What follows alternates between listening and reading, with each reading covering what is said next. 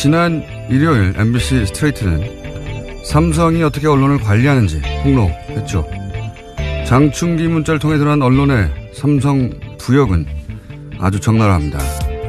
KBS, MBC, SBS가 특정 사안을 모두 다루지 않거나 한 꼭지만 다루기로 했다고 장충기 사장에게 보고하는 문자나 신문사설을 아예 빼기로 했다고 보고하는 건 약과였습니다. 연합뉴스 이모 편집국장 대행은 장충기 사장에게 이렇게 문자합니다. 삼성 현안에 대한 선배님 생각을 평소에 들어둬야 기사에 반영할 수 있다. 삼성이 원하는 게 뭔지 미리 알아두겠다는 거죠. 문화일보 간부 문자는 더 이상 녹을 죽일 수가 없습니다. 문화일보 그동안 삼성의 눈으로 세상을 보아왔습니다. 도와주십시오. 저희는 혈맹입니다. 우리나라 언론 상황이 이렇습니다. 더욱 말이 안 되는 것은 이런 언론 상황을 폭로뉴스가 포탈을 모두 뒤엎어도 모자랄 판인데 관련 기사 찾기가 아주 어렵다는 겁니다. 뉴스공장은 삼성을 잊지 않겠습니다. 김은수의 약속이었습니다. 시사인의 김은지입니다. 자, 오늘은 뉴스가 아주 쏟아진 날입니다. 예, 아주 많은 뉴스가 나왔는데 첫 번째 뉴스가 뭡니까? 네, 대북특별사절단 대표가 어제 평양에서 김정은 북한 노동당 위원장을 만났습니다. 정우영 청와대 안보실장을 수석으로 하는 특사단이 어제 오후에 평양에 도착해서요. 김 위원장과 면담을 하고 만찬을 함께 했는데요. 특사단은 김 위원장에게 문재인 대통령의 친서를 전달했습니다. 또 문재인 대통령의 한반도 평화를 위한 비핵화 방법론, 북미 대화 구상 등에 대해서 김 위원장의 생각을 들은 것으로 알려졌습니다. 이게 이제 보니까 시간을 보니까 비행기 내리고 숙소 도착해서 짐 풀고 바로 만났더라고요. 거의 보니까. 네. 6시에 접견과 만찬을 했는데요. 네. 평양에 도착한 시간이 2시 50분이었습니다. 그리고 숙소에 도착한 게 3시 40분이었기 때문에요. 굉장히 빠르게 진행된 겁니다. 이제 과거에 이제 남측 특사가 북에 갔을 때 이제 특징을 보면 일단 예를 들어서 김정일 위원장 같은 경우에 특사가 김정일 위원장을 만날 수 있는지 없는지를 알려주지 않았어요. 마지막까지 애를 태운 경우들이 꽤 있었습니다. 기본적으로 만난다 하더라도 마지막 순간에 만난다든가 만난 자체가 이루어질지 안 이루어질지를 북한에 가서도 알 수가 없었던 상황이었거든요. 근데 이번에는 도착하자마자 가장 먼저 만난 사람 이게 된 거죠. 예, 그만큼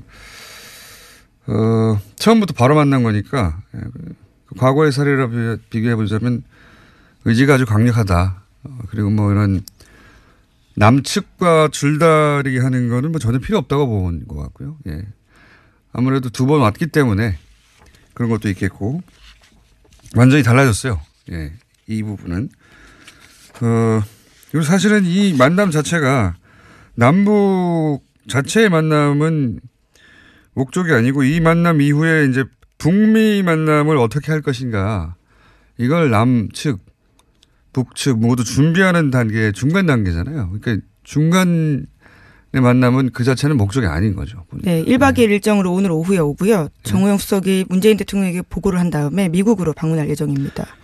징검다리인 과정일 뿐이기 때문에 남측, 북측 모두 그 상황인식이 동일한 것 같고 여기서 이제 결국 미국의 이 특사단이 고스란히 넘어갈 거 아니겠습니까? 넘어가서 북측과 대화를 성사시키기 위한 조건을 남측과 북측이 대략 합의한 것 같은데 그중에서 핵심은 이제 비핵화 얘기가 다 당연히 나올 텐데 이게 어느 수준에서 정리가 됐는지가 핵심이겠죠. 굉장히 큰 뉴스죠. 사실은. 요 다음 바로 이 특사단이 미국으로 갈 것이고 특사단이 이 정도 되면은 트럼프 대통령도 만난다고 봐야 되겠죠. 예. 네, 아마 그럴 것으로 보이는데요. 네. 특히 그래서 우리 정부가 북한의 특별사절단을 파견하는 과정에서도 미국의 입장을 각별히 신경 썼습니다. 특사단 파견의 세부 방안과 일정까지도 모두 미국의 입장을 최우선적으로 고려한 흔적이 나온다라고 하는데요. 미국을 대화 테이블에 앉히기 위해서 이 모든 과정들을 미국과 함께 공유해야 된다라고 생각했다는 겁니다. 뭐 어제도 전해드렸지만은 트럼프 대통령도 이 만남을 기다리고 있는 것 같고 뭐 대화가 이루어질 것 같다는 얘기를 하는 걸 보면 문재인 대통령 메시지를 가지고 김정은을 만나고 그런 다음에 마지막 만날 사람은 이제 트럼프 대통령이 되는 일종 상강무역 같은 그런 일이 현재 벌어지고 있는 와중입니다. 북한하고는 어제 이게 김정은 집권 이후 남측 인사를 처음 만난 겁니다. 네, 그렇죠. 예. 집권 7년 차인가요? 8년 차인가요? 그 정도 된 것 같은데. 처음 만난 역사적 만나기긴 했는데 그 만남 자체로 끝나는 일이 아니어서 그 다음 뉴스가 더 궁금해지는 지금 뉴스입니다. 이 뉴스 이 뉴스 굉장히 큰 뉴스인데 네, 오늘 오후에 귀국을 하기 때문에요. 기후에 관련된 사항들이 나올 것으로 보입니다. 왜냐하면 현재로서는 기자단이 따라간 게 아니기 때문에요. 관련된 보고들이 아직까지 원활하게 나오고 있지는 않거든요. 알겠습니다. 이게 첫 번째 뉴스고요. 자, 두 번째 뉴스는 뭡니까? 네, 안희정 충남도지사의 수행비서였고 지금은 정무비서를 맡고 있는 김지은 씨가 미투에 나섰습니다. 안 지사가 수개월간 자신을 성폭행했다라고 주장한 건데요. 김 씨가 그간 용기를 내지 못하다가 미투 운동이 벌어진 지난 2월에도 성폭행이 이어지자 검찰에 고소하고 언론에 알리기로 결심했다라고 밝혔습니다. 그래서 오늘 중으로 검찰이 안 지사를 성폭행 혐의로 형사고소할 예정인데요. 이에 대해서 안 지사 쪽에서는 처음에는 합의에 의한 관계였다라고 주장을 했는데요. 또 어제 새벽에는 안 지사가 그러니까 오늘 새벽에는요. 안 지사가 직접 글을 쓰면서 이 모든 것들에 대해서 사과하고 그리고 자신은 정치적으로 도지사직을 내려놓겠다라고도 밝혔습니다. 제가 어제 블랙하우스 녹화하는 날이었거든요. 새벽 1시쯤 끝났는데 JTBC 뉴스를 못 보고 이제 오늘 새벽에 봤는데 여러모로 사실 굉장히 충격적인 뉴스죠. 여야를 망라한 차기 대선 후보군 중에 이제 1, 2순위를 다투는 인사라는 점에서도 그렇고 그리고 평소의 이미지로 봐서도 그렇고 또 그리고 이 내용이 단순히 부적절한 관계 이게 아니라 위기에 의한 성폭행, 위력에 의한 성폭행 이렇게 특정되지 않습니까? 네, 그 부분에 대해서도요. 안 지사가 인정하는 발언을 했는데요. 합의에 의한 관계였다는 비서실의 입장은 잘못됐다면서요. 모두 자기 잘못이라고 이야기했습니다. 그게 아마 거기까지는 법률적인 인정이라기보단 정치적인 인정이라고 지금까지는 보여지는데 이게 이제 단순히 부적절한 관계가 아니라 성폭행이라고 특정했기 때문에 네, 피해자도 그렇게 주장을 하고 있고요. 이게 형법으로는 아마 업무상 위력에 의한 간음이든가 그 정도 될 겁니다. 아마 이건 형사 처벌의 대상이거든요. 그러니까 일반적으로 예를 들어서 인사권 같은 걸 고리로 상사가 그런 요구를 하는 케이스 이런 정도인데 사법적으로 어떤 범죄일지를 떠나서 이게 사고를 안 끝난다는 거죠. 뉴스가 이 뉴스로 끝나지 않고 앞으로 더 큰 문제인 겁니다. 사실은. 그리고 이제 그런데 이게 설사 향후에 민사 형사 차원에서 쟁점이 있다 하더라도 그건 자연인 안희정의 다툼이고 정치인 안희정으로서는 어제 JTBC 뉴스와 함께 정치 생명이 끝난 거죠. 본인이 정치를 그만두는 게 아니라 끝나는 게 되는 것이고 이 뉴스는 그러니까 앞으로는 형사사건으로 다뤄질 사건이 된 겁니다. 현재. 네, 또 김지은 씨가 추가 피해자가 있다라는 식의 이야기를 했기 때문에요. 또 사건이 더 벌어질 수도 있습니다. 그러니까 그것도 그거지만 안희정 이제 전 지사라고 해야 되겠네요. 전 지사 입장에서는 형사 사건이 됐다는 겁니다. 현재. 과거의 정치적 사안들은 사과로 끝나거나 아니면 잠시 자수한다로 끝나는 거였다면 지금은 아니라는 겁니다. 네, 또 피해자가 명백하게 고소 의사를 밝히고 있기 때문에요. 형사사건으로 당연히 발화가 될 것으로 보이고요. 이에 대해서 더불어민주당은 어제 안 지사에 대해서 출당 및 제명 조치를 착수하기로 했다고 밝혔습니다. 추미애 대표가 긴급 최고위원회를 소집한 뒤 직접 결과를 브리핑했는데요. 고개를 숙인 뒤 도저히 있을 수 없는 일이 발생했다면서 안 지사 관련 보도에 대해서는 당 대표로서 피해자와 국민 여러분께 사과의 말씀을 드린다라고 밝혔습니다. 민주당으로서는 이 이상 할 수 있는 일이 선택이 없죠. 그나마 빠른 시간이 됐다는 정도고, 현재까지의 뉴스는 이 정도입니다. 이 뉴스는 제가 보기에 앞으로 한 몇 주간 정도 계속 이어질 정도의 서지현 검사 인터뷰가 자기 역사적 인터뷰라고 했는데 어제 인터뷰는 변곡점이 될 뉴스인 것 같습니다. 정치 권력도 이제 미투의 대상이 확실히 되기 시작한 거죠. 네, 용기를 내고 목소리와 얼굴을 걸고 이야기를 하기 시작한 거죠. 자, 이 뉴스 다음에 또 어떤 뉴스입니까? 네, 어제 뉴스타파가 YTN 간부가 이건희 삼성회장 성매매 의혹에 담긴 동영상 제보를 삼성 쪽에 넘겼다라고 보도했는데요. YTN 유재훈 기획조정실장이 그 당사자입니다. 지난 2015년 YTN 사회부 기자들이 그해 8월 달에 이건희 회장 성매매 영상 제보자를 만났는데요. 당시 사회부장이었던 유 실장이 이를 다른 기자들에게 알리지 말라고 당부했다고 합니다.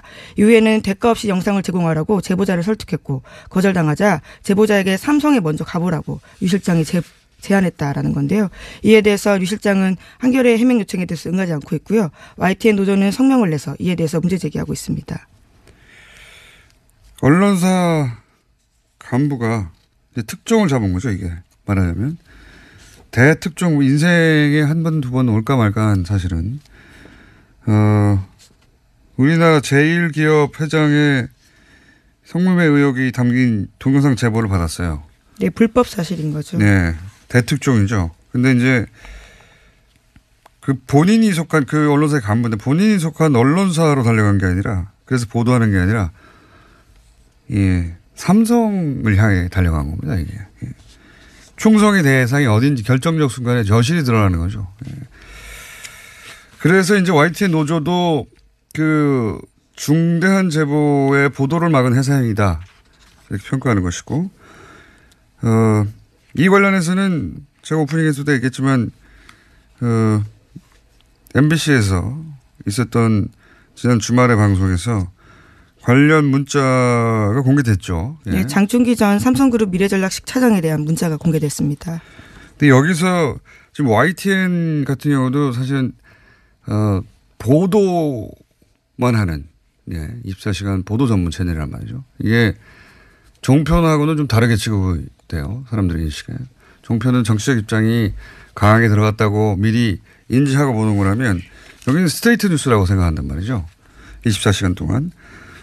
그래서 이제 더욱 그 문제가 되는 것이고 그다음 또 하나 스트레이트로 모든 논리 받아 쓰는 통신사가 연합이죠. 네, 연합뉴스도 문제가 됐습니다. 영상은 YTN이라면 그 모두가 받아 쓰는 텍스트는 연합인 것이죠. 둘 다 양쪽에서 지위가 비슷하다고 보시면 되는데 여기서도 문제가 나왔죠. 네, 앞서 말씀해 주셨던 내용의 연장선인데요. 연합뉴스TV의 편집국장 직무대행을 맡았던 사람입니다. 당시에는 연합뉴스 편집국 책임자이기도 했었는데요. 장충기 사장에게 한번 만나고 싶다. 식사 한번 같이 하자라는 식의 이야기가 있고요. 말씀처럼 혈맹, 형님, 선배와 같은 내용들이요. 주르륵 나옵니다. 미리 삼성 생각을 알아야지 우리가 이 기사를 쓸 수 있지 않겠냐. 그런 말은 뭐 사안이 발생해야 그때 가서 대응하는 게 아니라 미리미리 우리가 알아서 하겠다. 이건 어떤 사안을 터졌을 때 삼성이 막아냈다고는 차원이 다른 얘기예요. 미리미리 우리가 알아서 삼성 문제는 걸러주겠다는 제안과 마찬가지인데 그런 문자가 단순히 간부 중에 한 사람이 아니라 편집국장, 총괄하는 편집국장의 지위에 있던 분의 문자라는 거죠. 미디어오늘이 실명을 공개하기도 아예 했습니다. 이름을 공개했죠. 사실은 뭐 언론계에서는 다 아는 이름이긴 하지만 직접 그걸 굳이 보도한 것은 미디어오늘입니다.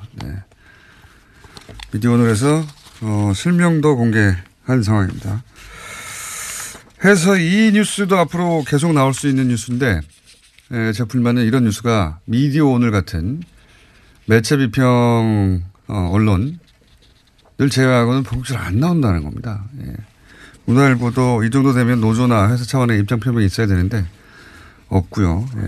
YTN도 이랬다면 여기 관련해서 회사가 뭔가 이야기를 해야 되는데 없고요. 혹은 연합이나 YTN이 그렇게 하지 않으면 다른 매체사에서 이거에 대해서 문제 지적을 해야 되는데 안 하고요.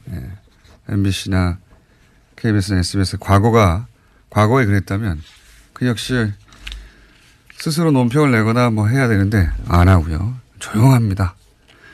조용한 상태입니다. 뉴스공장을 계속 이야기하겠습니다. 다음 수는요? 네, 이건희 삼성전자 회장 관련된 뉴스 하나 더 전해드리면요. 이건희 회장의 차명재산에 관한 과징금 부과가 우여곡절 끝에 31억 원을 걷는 선에서 그칠 전망으로 보입니다. 이 회장이 20여 년간 차명계좌 1,500여 개 2조 원이 넘는 재산을 은닉해온 것으로 보이는데요. 그것에 견주며 쥐꼬리 과징금이라는 비판이 나오고 있습니다. 이건 참 웃깁니다. 삼성뉴스가 우연찮게도 계속 있긴 한데 몇 번 다뤘었는데 4조 대 차명계산이 나왔었는데 과징금을 내면 2조 대를 내야 되는데 여태까지 안 냈다는 거잖아요. 예. 금융당국이나 또는 과세당국이 내버려 뒀다는 얘기였단 말이에요. 계속해서. 근데 최근에 크게 문제가 되니까 이제 금융감독원에서 이제야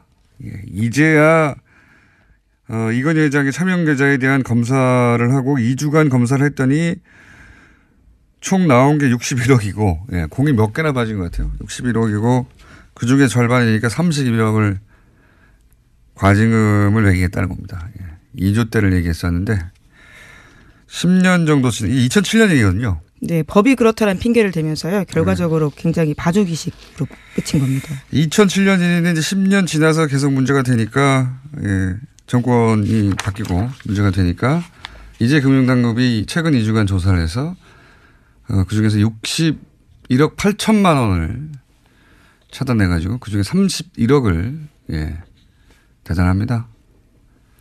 예. 자, 다음 뉴스는요. 네, 이명박 전 대통령의 2007년 대통령 선거와 2008년 총선 당시 불법 자금 모집 그리고 수수 의혹과 관련해서 검찰이 수사 중입니다. 이에 대해서 이명박 전 대통령 참모 4인방에 대해서 압수수색을 단행했는데요. 관련해서는 왕차관으로 불렸던 박영준 전 지식경제부 차관, 송정호 전 법무부 장관이 있고요.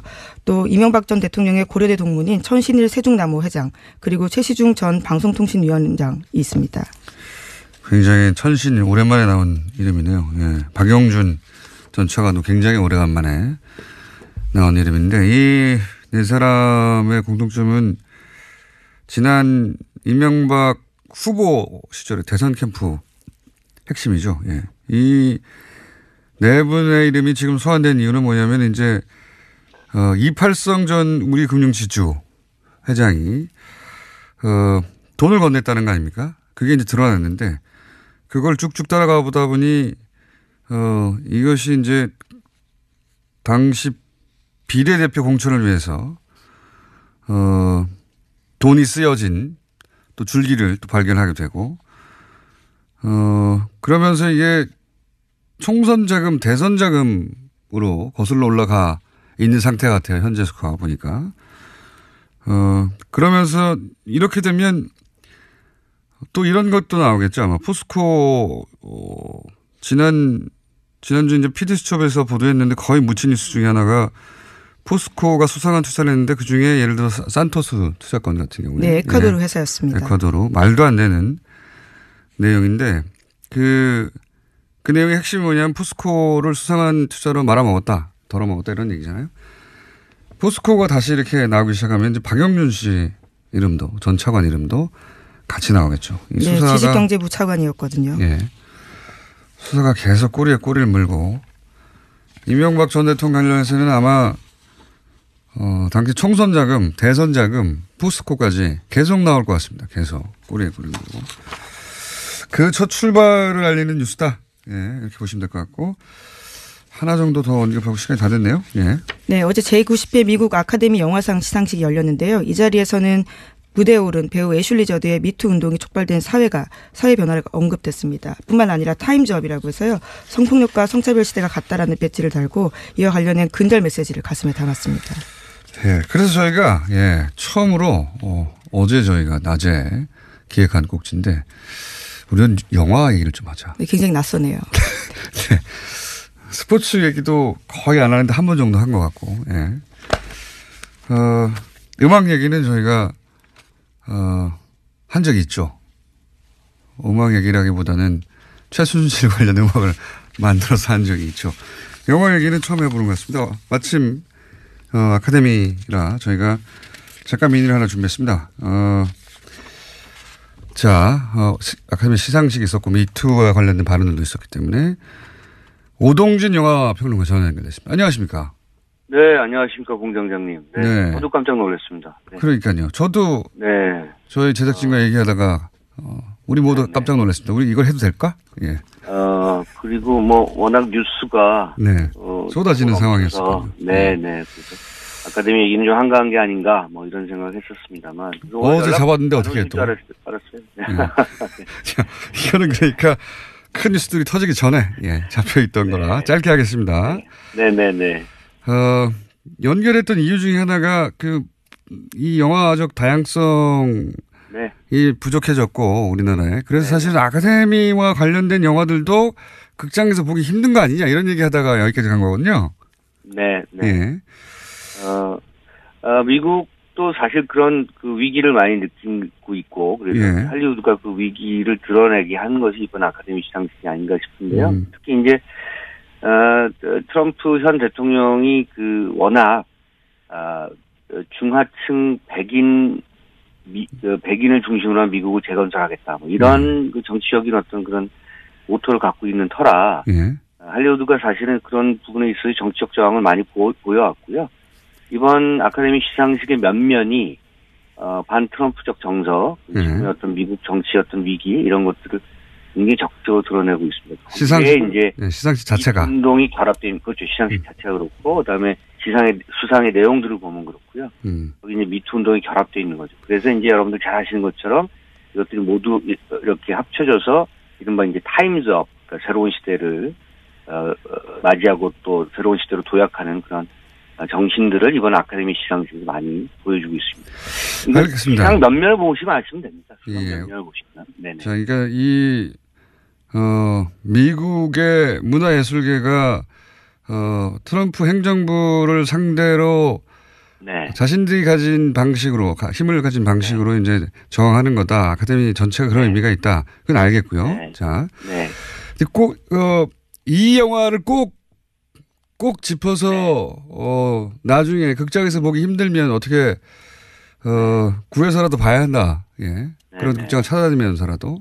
아마 이번에 아카데미 시상식에서 너무 화제가 돼서 국내에서도 개봉이 될 건데요. 3빌보드입니다. 원래 이제 3빌보드의 원제는 3빌보드 아웃사이드 에빙 미주리인데요. 미주리 하면 이제 미국 중부잖아요. 그러니까 중부의 에빙이라는 카운티 바깥에 있는 3빌보드, 세계의 입간판이라는 그런 제목을 갖고 있습니다. 그래서 미국 중부에 한 3,000명 정도 사는 한 작은 마을에서 벌어진 소동극인데요.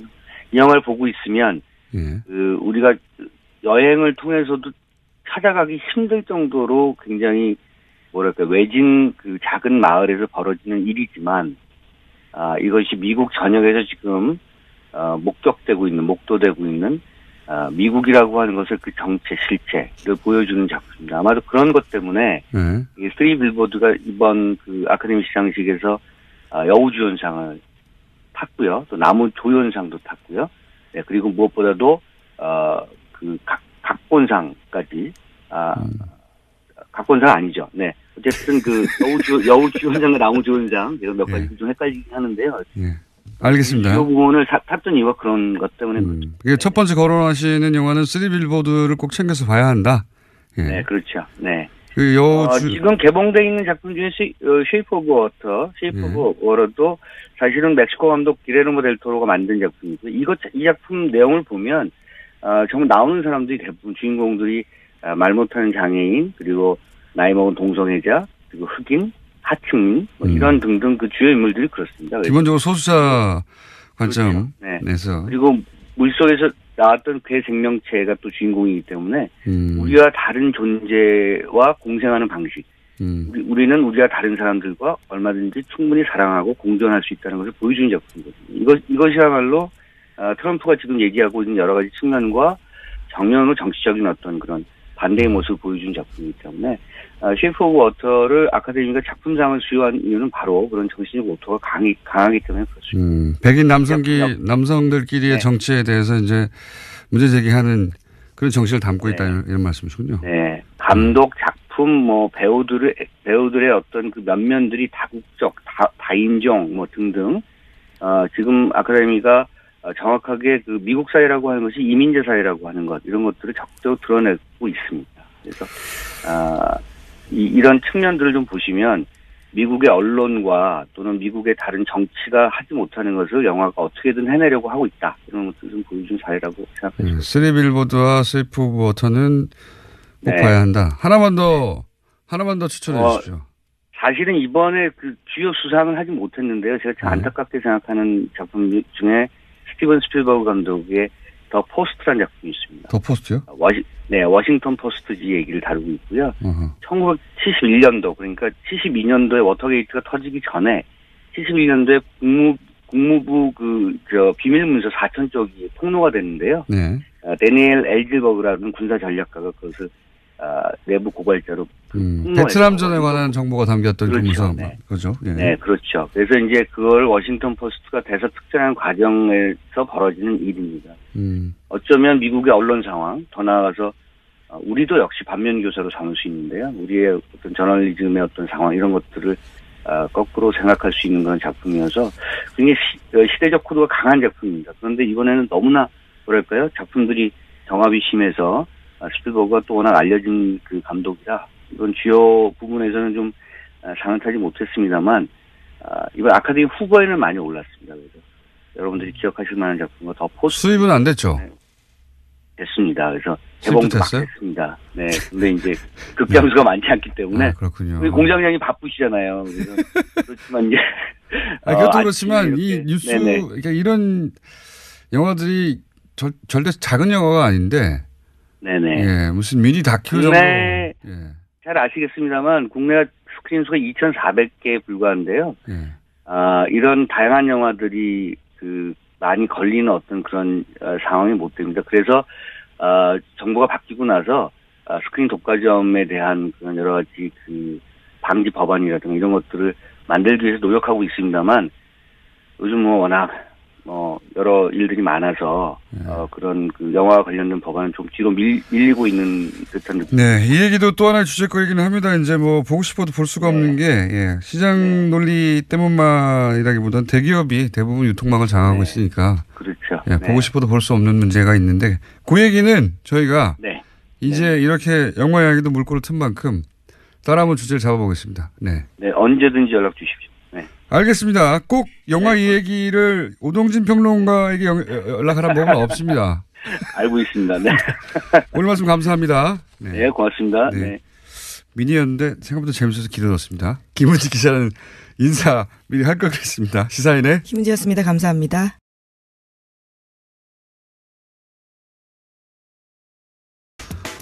어제 사실 이 코너 반응이 굉장히 뜨거웠거든요.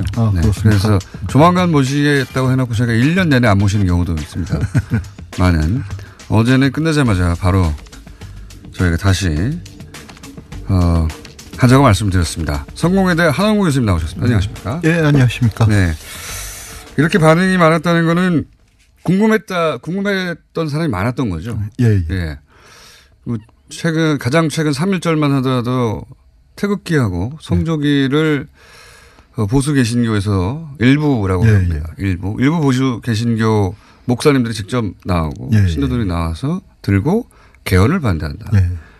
상식적으로 굉장히 이해하기 힘들거든요. 성경에 개헌을 반대하라는 얘기가 나온 것도 아니고 그리고 굳이 3.1절에 나온 것도 이해가 안 가고요. 그리고 거기서 고려 연방제를 거론하는 것도 이해가 안 가고 모든 게 다 이해가 안 갑니다.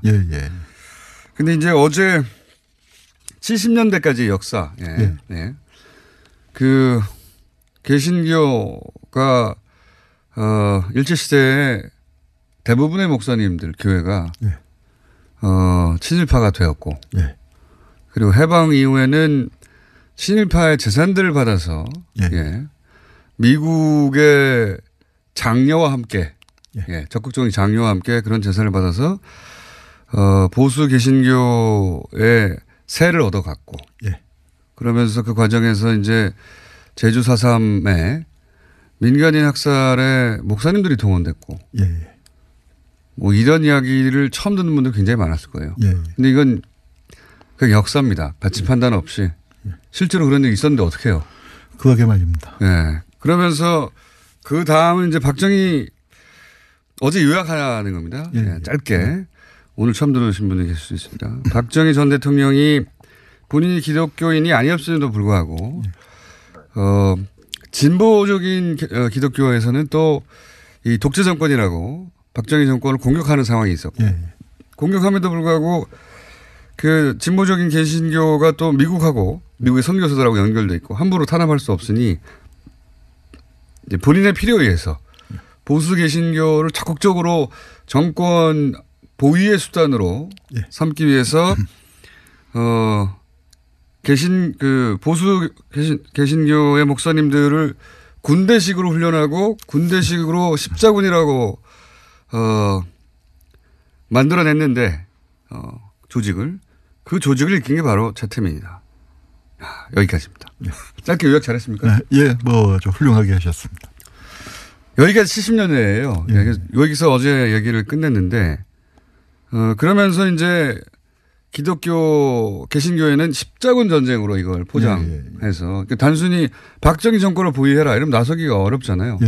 그래서 십자군 전쟁으로 포장하게 되고 그래서 그 조직의 이름도 십자군 아니었습니까? 맞습니다. 최태민. 거기까지 했습니다. 70년대 그렇게 해서 실제 최태민 과 이 조직에 포섭된 혹은 합류한 혹은 협조한 대표적인 목사님들이 결국 실제로 이 진보적인 움직임을 탄압하는데 앞장서게 됩니까?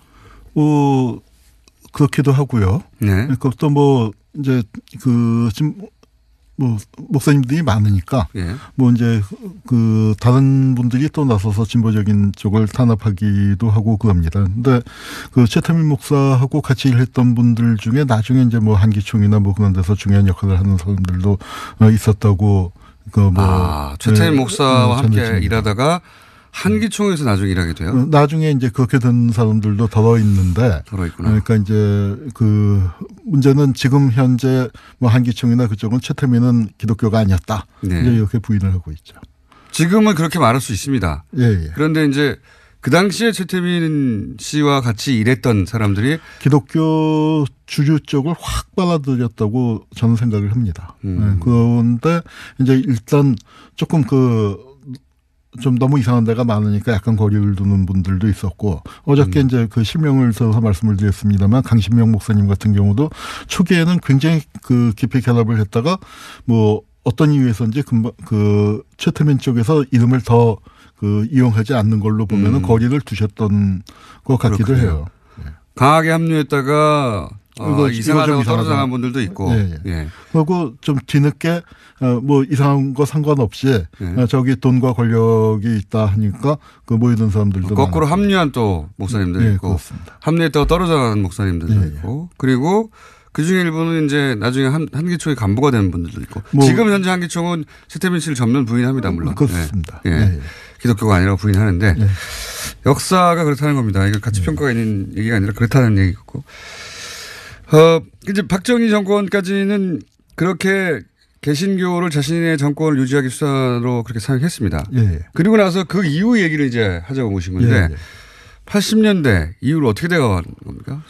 전단 정권 시기에는 그러니까 우리 민주화 운동에서 기독교의 비중이 좀 떨어지게 됩니다. 70년대까지는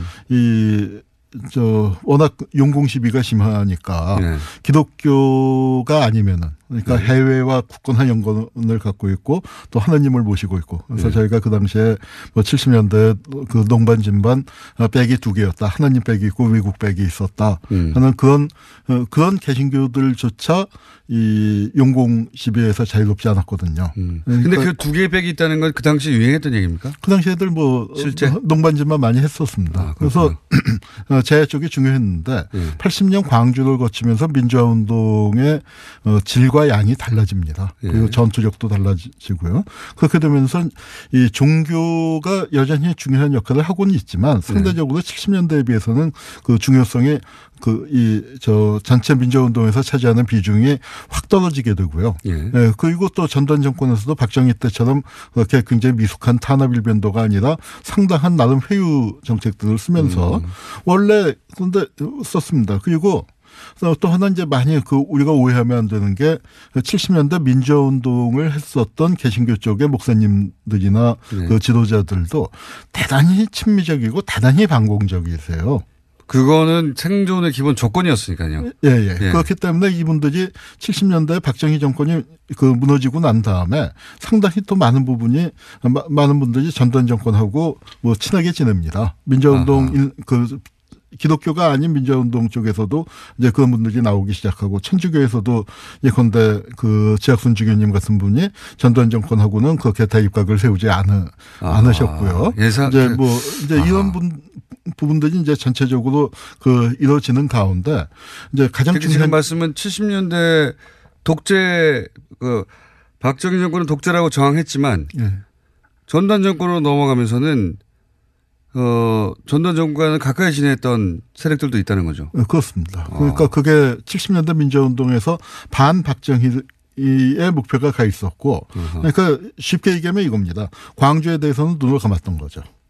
요약하자면. 예. 쉽게 얘기하면은 그래서 이제 젊은 세대하고는 그런 점에서 갈등이 생길 수밖에 없었는데 뭐 70년대 우리가 존경하던 분들 중에 뭐 실명을 거론하긴 그렇습니다만 이제 많은 분들이 또 적지 않은 분들이 전두환 정권과 타협적인 그 모습을 보이는 그런 현상이 벌어지면서고 그렇지만 민주화운동 전체를 본다면 새로운 세대와 들에 의해서 그리고 또 광주라는 새로운 아젠다를 갖고서 이제 운동은 크게 발전을 해나갔고 그게 87년까지 이어지고요.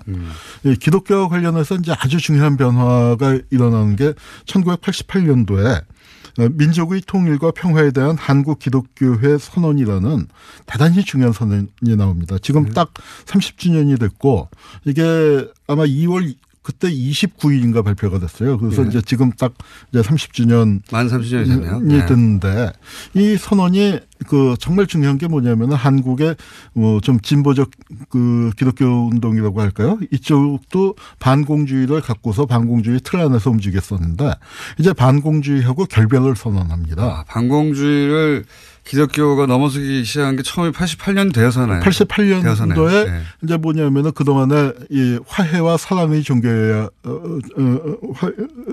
할 개신교가 너무 반목과 대립과 증오를 부추겨왔다. 그래서 반공과 증오를 부추긴 거에 대한 회개 선언을 하는 겁니다. 죄책을 고백을 했는데. 88년에. 네. 그러니까 이 선언을 읽을 때 거기 모였던 분들이 이제 정말 눈물바다가 될 정도로 듣고 이 선언 내용 자체는 대단히 훌륭합니다.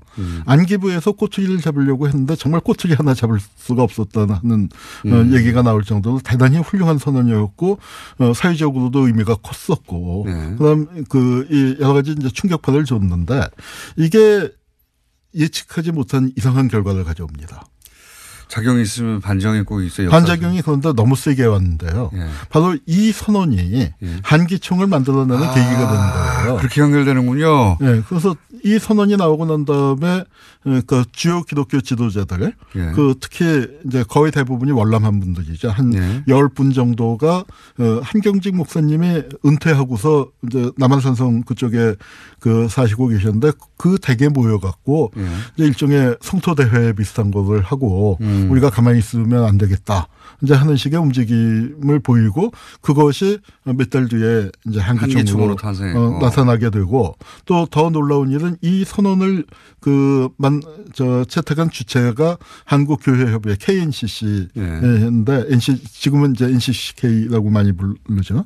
그런데 NCCK 내에서도 이 선언을 채택했던 사람이 소수 집단으로 전락을 하게 돼요. 그러니까 이 한국 기독교 전체의 어떤 보수화가 이루어지는데 저는 이 보수화의 단계가 두 번 있었다고 생각합니다. 하나는 정말 역사적인 의미가 깊은 이 선언이 나온 뒤에 반작용으로 89년도에 한기총이 만들어지는 게 한 번이고, 네. 그 지점은 바로 이제 한국 사회 민주화가 진행되면서 보수가 결집하기 시작을 하죠. 그리고 예컨대 전쟁 기념관 같은 게 만들어지는 게 바로 그 시기입니다. 그리고 또 한 번이 2003년도에 노무현 정권이 또 서게 되면서 이 이 대형 교회가 이제 시청 앞에서 대규모 집회를 갖게 되죠. 대형 교회들이 시청 앞에서 정치적인 발언을 하기 시작한 게 노무현 정부 들어서입니까? 2003년입니다. 들어서기 직전이죠. 2003년 1월이니까. 당선된 직후네요. 네, 당선된 직후입니다. 지금 한기총은 그때 시작해서 며칠 전에 3.1절 운동도 한기총에서 한기총의 명의로 조직한 것이거든요. 그러니까 한기총은 지난 30년간 그 중심에 있는 겁니다. 기본적으로 보수 개신교들이 이렇게 정치적 발언을 하거나 집결하거나 할 때 그 중심에 서 있는 건데 그 출범이 그동안 우리 기독교가 사랑의 종교인데 증오의 전파, 대결의 전파에 너무 앞장섰지 않느냐는 내부 반성이 나오자 그 반동으로 만들어진 거다. 그 반동으로 만들어졌습니다. 그런 역사가 있군요 또. 거기에다가 그리고 그분들이 길거리로 나오기 시작한 게 노무현 정부가 출범하기 직전 당선된 직후였다. 그렇습니다. 거기에는 이제 이거는 그냥 단순히 종교가 아니라 한국 사회의 변동하고 맞물려 있는데요. 이 강남 개발하고 맞물려 있다고 생각을 합니다. 교수님의 해석으로는요? 왜 그렇습니까? 이제 부동산이 그 개발되는 게 우리 그 강남에 또 교회가 이제 확 생겨나고 그러면서 이것이 뭐냐면은 이 다들 잘 살고 싶고 그런 개발의 욕망 같은 것들이 번져나가면서 이게 교회의 구도 속에서도 그렇게 되면서 대형 교회들이 생겨나고 대형 교회만 살아남는 현상이 벌어지죠. 그래서 이제 그 우리나라가 이게 90년대 통계로 쳐도 전 세계 대형 교회 50개 중에 23개가 그 대한민국에 있었다고 했는데 23개. 지금 치면은 아마 100대 대형 교회에 한 80개 정도는 그 대한민국에 있고 60개 정도가 서울에 있지 않을까 생각이 드는데요. 그게 이제 이게 잘 피부에 와닿지 않았을 텐데 전 세계 기독교 인구의 우리나라가 몇 프로 되지 않을 텐데 전 세계로 치면. 그런데 전 세계에서 지난 그 냉전 시기에 가장 성령 대폭발한 게 한국입니다. 그렇죠. 그런데 그 기준으로 보시면 우리나라의 교회가 얼마나 많고 얼마나 대형화되었는지 그러니까 재벌의 성장사하고 비슷해요. 그러니까 그 완전히 동네 그 구멍가게 상권이 죽는 것처럼 그러니까 50명 100명 뭐 하는 정도의 그 소형이나 중형 교회들은 다 죽어버리게 되고 이게 문제가 뭐냐면은 신자 수가 조금 늘었는데 뭐냐면 일반 교회 가면은 신자 수가 팍팍 줄고 있거든요. 대형 교회가 많아요. 그 제외하고는 그러니까 신자가 대형 교회로 이동을 합니다. 그리고 또 하나 문제는 뭐냐면 신자가 늘어나긴 늘어나는데 뭐 가령 그 주류 기독교 쪽에서 이단으로 그 얘기하는 여러 그 지파들 있지 않습니까? 지금 이제 또 뭐 사회적으로도 문제가 많이 되고 하는 이런 쪽은 신자가 늘고 그러니까 일반 그 이제 뭐 전통적인 그 기독교 교회들은 이제 괴멸 수준에 가고 있습니다. 그래서 우리나라 재벌 성장사가 비슷합니다. 교회가 대형화되고 나머지는 계열사처럼 체인화되고. 이게 그런데 이제 또 하나 그 악영향을 끼치는 게 뭐냐면은 또 한국 사회가 교육 수준도 높아졌잖아요. 그리고 이제 중소교회는 이제 공동화되고 그러면서 한국 사회에 힐링 바람이 불죠. 뭐 그 자연스러운 결과라고 생각합니다. 왜냐하면 그동안에 아주 급속한 산업화 근대화를 거치면서 상처받은 사람들 또 특히 성장 신화를 내걸면서 이제 쭉 다름질 쳐왔는데 거기서 사실은 소외되는 사람이 훨씬 더 많지 않습니까? 그러니까 일부는 가령 예컨대 뭐 순복음교회 같은 데서 삼박자 구원론으로 그러니까 영혼과 몸과 재물 그걸 다 구원을 받을 수 있는 이제 그런 걸로 해서 흡수되지만 거기서 흡수 안 되는 분들이 이제 예컨대 산기도원이라고 해서 전 세계 그 기독교에 한국밖에 없는 현상이 두 가지가 있어요. 하나는 산기도원하고 새벽기도. 새벽기도가 다른 나라는 없습니까? 없습니다. 60년대까지만 해도 70년대 초반까지만 해도 한국 기독교에서 새벽기도를 거부하는 움직임도 상당히 컸습니다. 그런데 이제 이 산기도원에 가 있었던 분들이 일반 교회에서 좀 감당하기 힘들거나 일반 교회의 부흥에 갖고는 그 만족을 못하는 분들이 이제 훨씬 더 강렬한 체험을 원해서 갔는데 산기도원이 그래서 작은 교회들하고 연결 고리가 있었는데 작은 교회가 몰락하게 되면서 산기도원이 존립이 안 되니까 해체가 되고 이분들이 교수님? 거리로 나와서 이게 박수 한번 하고 한 번 더 모셔야 되겠습니다. 아무래도 한원구 교수님이었습니다. 네, 감사합니다.